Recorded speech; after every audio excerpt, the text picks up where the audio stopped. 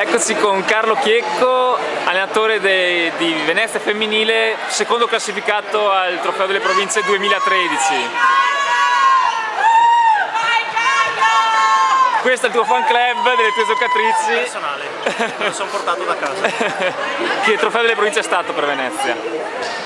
È stata un'ottima esperienza, un buonissimo percorso tecnico che le ragazze hanno svolto. Di fatto siamo arrivati in finale e vuol dire comunque essere tra le due province migliori del Veneto. E non ci ricordiamo che comunque per numero di tesserati Venezia non è una delle primissime nel Veneto, quindi vuol dire che il lavoro che viene svolto è sicuramente un lavoro valido.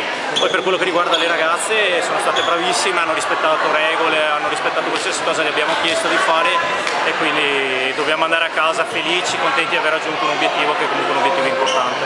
Un passo indietro sulla finale, che partita è stata?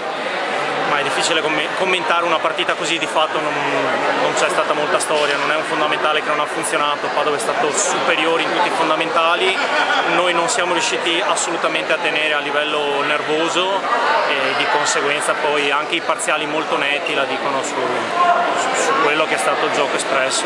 Probabilmente questo era l'anno di Padova, visto come è andata a finire su entrambi i tabelloni. Sì, questo era l'anno di Padova, la soddisfazione nostra è che cambiano sempre le finaliste del femminile, ma noi ci siamo sempre.